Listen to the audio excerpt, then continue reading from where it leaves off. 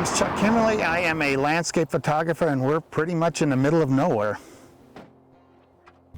As a landscape photographer, I tend to focus more on tight elements of a scene, more intimate sort of scenes. We're out in a really grand, wide landscape, but I tend to respond more to the smaller elements that help make up this grand landscape, as opposed to trying to capture the whole thing in one image.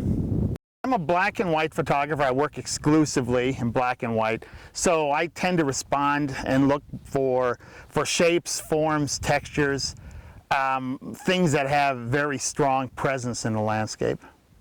I like coming out to the wide open spaces, middle of nowhere. I like the solitude. It's hard even in Wyoming to get away from people all the time. And I just really respond to the peacefulness and the reticence of the landscape, where you can stand out and almost pretend that you're the only person who's been out here, except for the fences. Photography for me is like therapy. It's really akin to laying on a psychologist's couch. So I really kind of crave that solitude and peace and quiet as opposed to the everyday life. Photojournalism has been a huge influence on what I do and how I do it here. I feel a responsibility for my subject matter here in the landscape that I felt when I was a photojournalist. I feel a responsibility to be true and honest to not only the elements I'm photographing, but to myself, and to try to tell a story. It's important.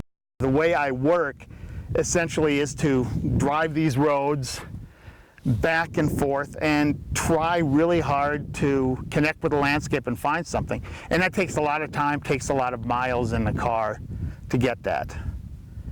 My motivation for being a photographer right now is purely selfish. It's all for self-satisfaction, relaxation. It's akin to therapy for me. It's just something I feel really driven to do, and I cannot explain why I'm driven to do it.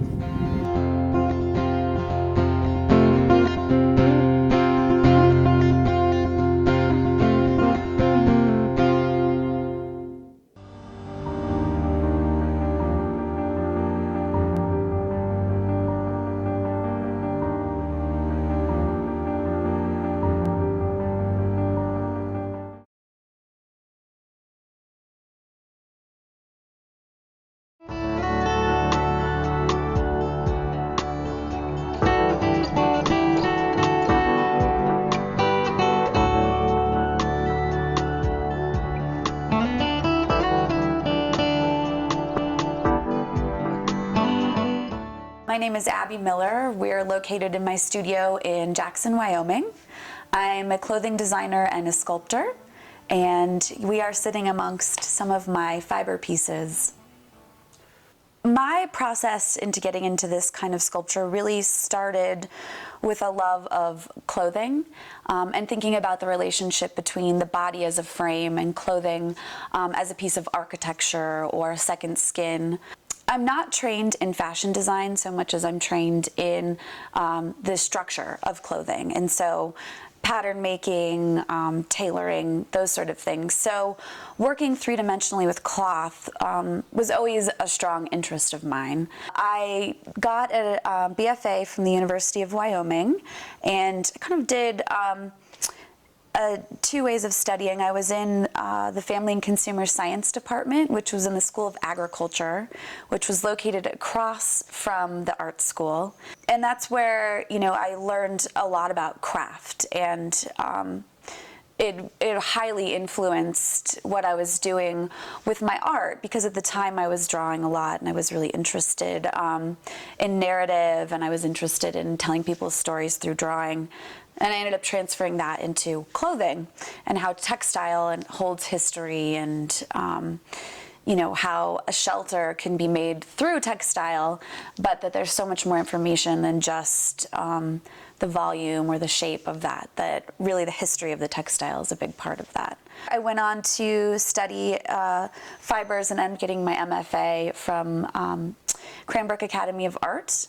And that's where I really started to push out into more of an abstract mode and to kind of minimalize my process into 3 parts, which is, frame, craft or process, and material.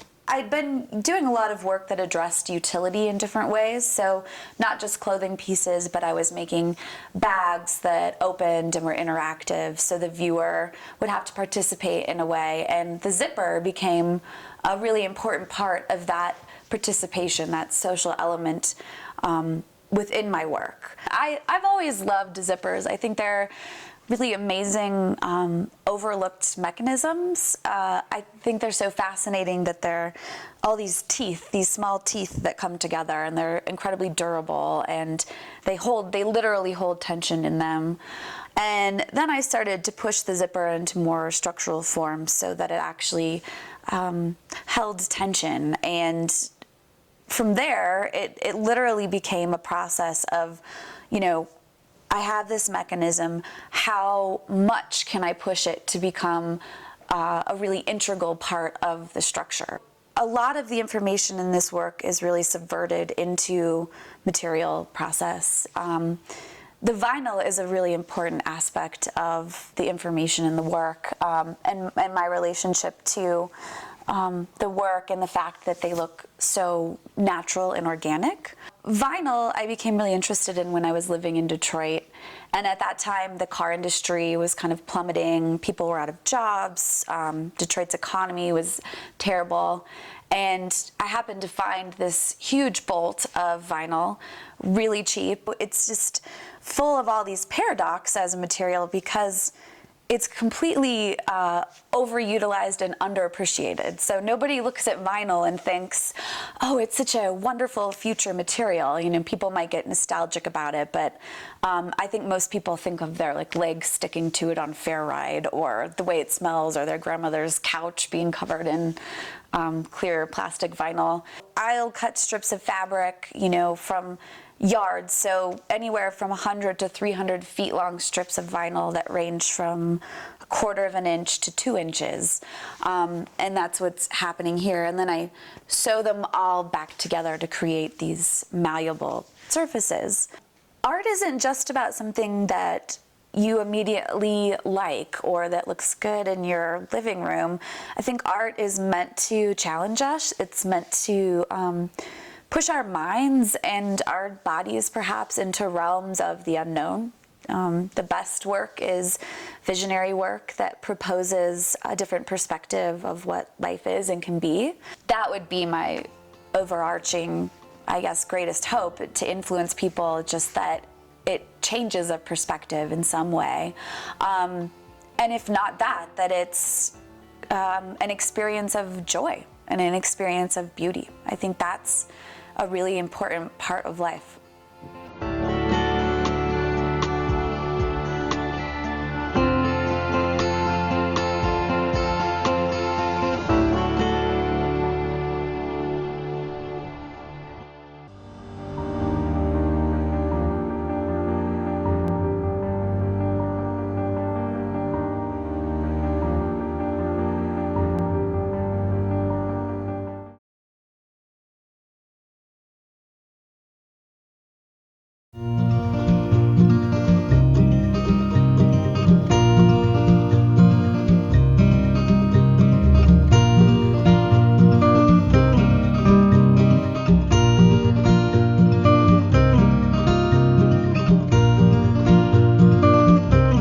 Well, I'm Joe Arnold, and we are now in my studio in Laramie, Wyoming. This work over here is the view from Mount Moran if you were climbing the CMC route.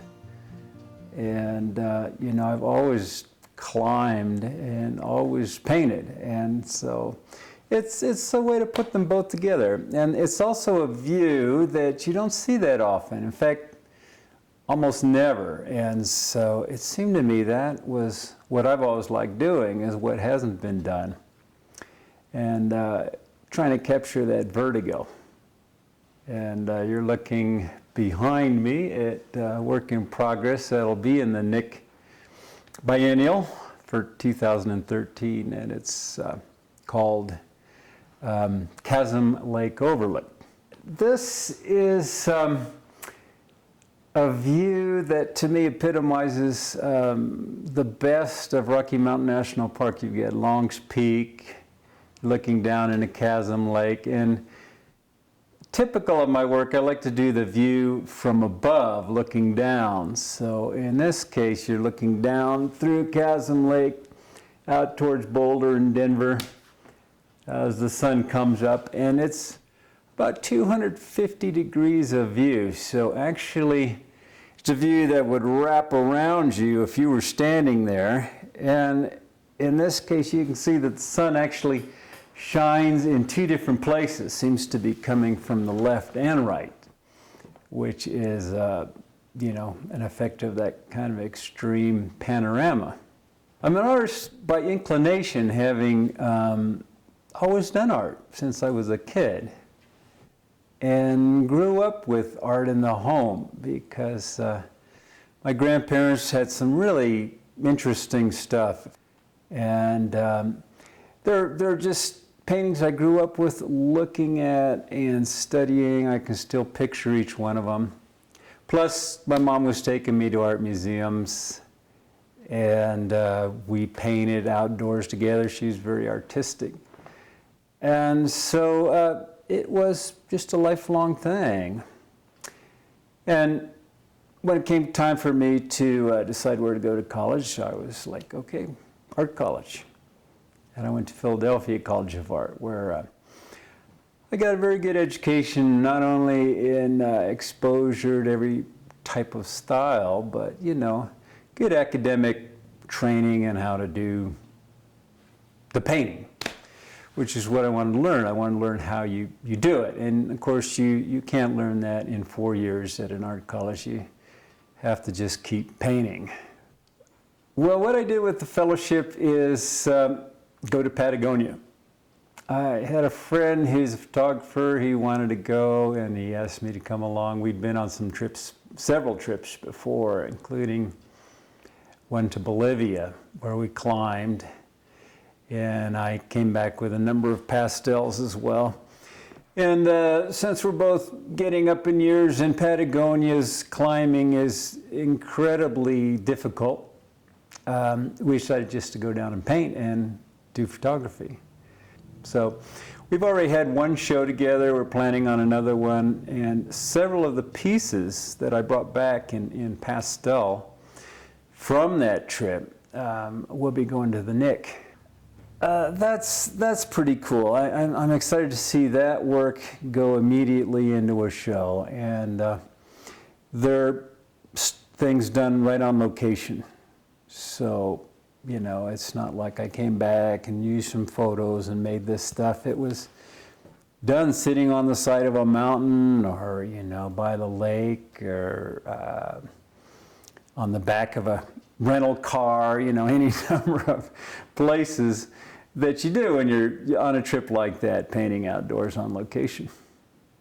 Well, I think that is part of my view of things is if somebody else has been doing cows in the meadow, and maybe they sell great, or elk, and, you know, I have a lot of friends who are doing beautiful things of wildlife and selling very well. So it's tempting to go, yeah, I should be doing that because, you know, the rewards financially are greater. So I get a kick out of doing, you know, thinking on the edge, thinking creatively. It's not like, oh, it has to be a rectangle. It has to be in a gold frame. It has to be, you know, this style that the galleries can sell.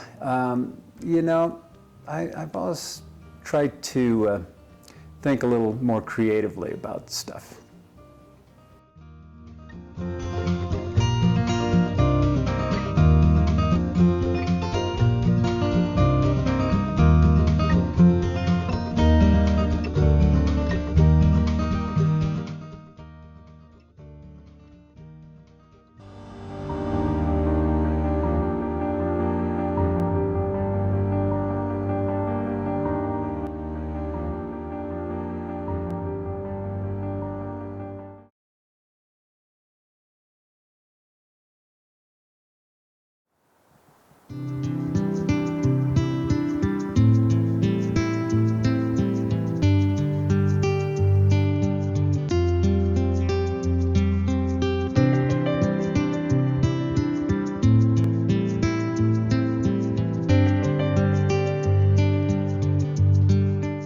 I'm Susan Durfee-Tulene, and I'm an artist in Jackson, Wyoming.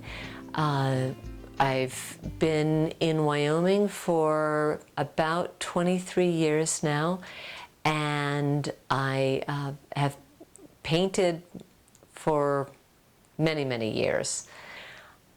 My work is derived not so much from the beautiful landscape that we have here in Wyoming, but more as an exploration of an individual trying to understand their world around them. To my memory, I've painted all my life. And I was raised in Pittsburgh, Pennsylvania. I went to art classes every Saturday through the Carnegie Mellon, starting 4th grade on. Without any doubt, that program itself made the biggest impact on me, more so than any following programs or relationships with artists. When I came out to Wyoming, the landscape was so vast. My first paintings when I came here were trying to explore, were exploring who was I in relationship to the land here. And I did a series of paintings of people, actually many of them were self-portraits, of holding masks, and the masks were of the trees and the landscape around it. So it was the human form being covered by, their faces covered by the environment around them. My interest is, as I mentioned earlier, understanding who we are in whatever stages of life that we are, and the growth process that we have as we try to understand the choices that we've made, or things that happen to other people. So I have more of a psychological bent. My current work that I'm working on was inspired by a presentation I went to at a TED Talks here in Jackson. Paul Cox of the Institute of Ethnomedicine was describing the work and the research that they're doing here in Jackson to look for causes and therefore a cure for Alzheimer's, ALS, and Parkinson's disease. I've always been interested in science, but never pursued it. I asked him if I could come in and do paintings of their research. And my interest is to take a look at the cells, the amino acids, the DNA strands, and to take in the artwork what I see one step further as to how it impacts a human life. Just prior to starting this, I've been looking at the growth and the development of understanding how you can take situations in your life that you are not looking for, and how you can grow and see really in a way, the blessings of what you originally saw as something very negative, and how you can move on through that. In these pieces here, I've taken plant forms or bones and drawn them in graphite on rice paper, dipping it in wax, and then collaged them into, or literally sewn them into drawings of shadows of the human figure. The idea is that with the roots and the bones are sort of showing the new growth and the foundation that we all have within us, as we try to see a different side of circumstances that we've been put into. I think it's very important if somebody has a passion and a strong interest, even if it doesn't seem to be practical. In today's world, they want to go into theater, they want to go into art, and they're 18 years old, and those are not fields that are, promising in a monetary standpoint. If you believe in yourself, you do the best you can to get the skills that you need to be the best that you can, and then round out that ability, perhaps get some marketing background or, something else in order to give you a slightly stronger foundation.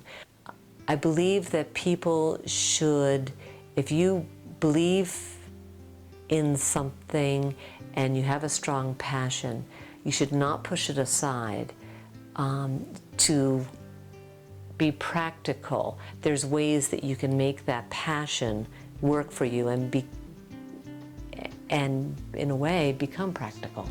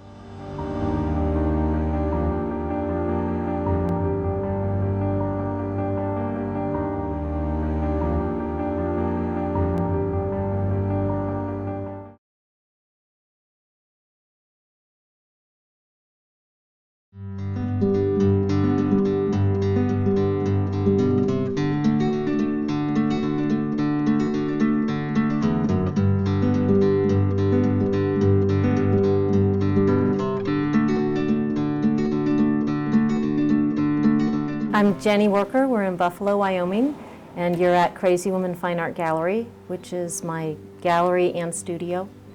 And we're sitting in front of a painting I just finished. I paint outside. I paint from direct observation. As long as the painting's 6 feet wide or under, I'll be outside, direct observation, plein air, looking and responding directly to what I'm seeing. I kind of call it the export of painting, because what I do that's unique is I take big paintings outside, and they're not just fast one shots. I'm working on them over time, maybe a month or so.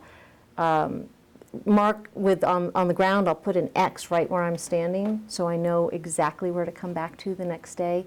And while I'm standing out there, there's the changing light, and there's wind, and the animals are coming out. The deer, or otters, or sometimes even a rattlesnake come by. So it's always an adventure. I've always got a good story that goes with the painting, and the painting has, to me, more life and more subject. As I am looking at the landscape, I'm learning about that place and incorporating those moments and those stories all go into each painting. One of the unique things that I do in my own paintings is when I'm in the landscape, I'm able to see with peripheral vision. You're able to see much farther than you can with a camera, unless you had a fisheye lens, and then that would sort of be a little bit bent. With peripheral vision, you can take a tremendous amount of space and compress that down onto the square of the canvas. What I hope is then when you look at the finished painting, that space kind of explodes back out, and you feel that expanse when you're looking at the paintings. I don't want to know what it's going to look like till I'm done. I'm learning about that place, and the place is informing me, and I'm almost falling in love with each place that I'm painting, and telling more the story of that world than the story of myself in the studio. When I find a place, it takes me a long time to find the place. I don't just pick any random spot. The places I choose to paint, I hope that they have more of a universal quality than just one specific moment, that they tell a larger story. And that takes a while to find. Right now I've got a pickup truck, and I throw everything in the back. If I'm doing a small painting, I'm using my French easel. If I'm doing a large painting, I have a large aluminum easel, and I'll pull that out of the pickup truck. I'll set the easel up, and it'll, if it's a month-long painting, that easel just lives out in the landscape, and I'll keep coming back to that easel. I'll put a little note on it like, Jenny Worker's easel, don't take. Not that anybody would, but it's just, so somebody doesn't wonder what it is. And I'm lucky enough, we live out in by Crazy Woman Canyon, down in the ranch land, and I'm blessed to have wonderful neighbors. We know all the ranchers, and they're used to seeing me. I have access to just most of the ranches down there, and they're used to seeing the easel or my truck parked out there, and just kind of have at it, go paint wherever you want. Well, I was trained classically from a modernist viewpoint, so I consider myself a colorist. But what I do is then I keep breaking it down, and then the color comes in laid into that structure. And instead of stopping at a point where these paintings would look very, very modernist, very direct, very large areas of color and shape, I keep going, and I keep breaking those areas down smaller and smaller and smaller, and through that process comes the realism. What's more important to me is the color, is the composition. That's more important than denoting which kind of grass it is, or having animals, or having a storyline. It's the purity of these places. One thing I enjoyed when I was teaching high school is I taught an introduction to painting class, or introduction to art class. I taught it 28 times, and then I decided it was time to retire.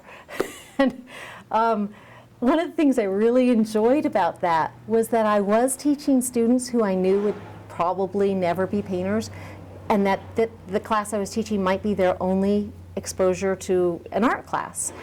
Even though they might go off and they might be head of a company, or involved in some other way, that I would help them be able to make decisions in their future jobs. If somebody's head of a company, they're going to be making decisions all the time about advertising or layout, or we're building a new building, what should it look like? And I really would encourage people, use your heart.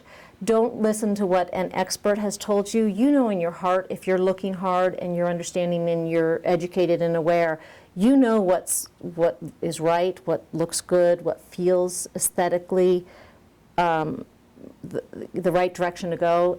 I can't tell you how many times people come into a gallery situation or an exhibit, and they say, I don't know anything about art, but that's my favorite painting.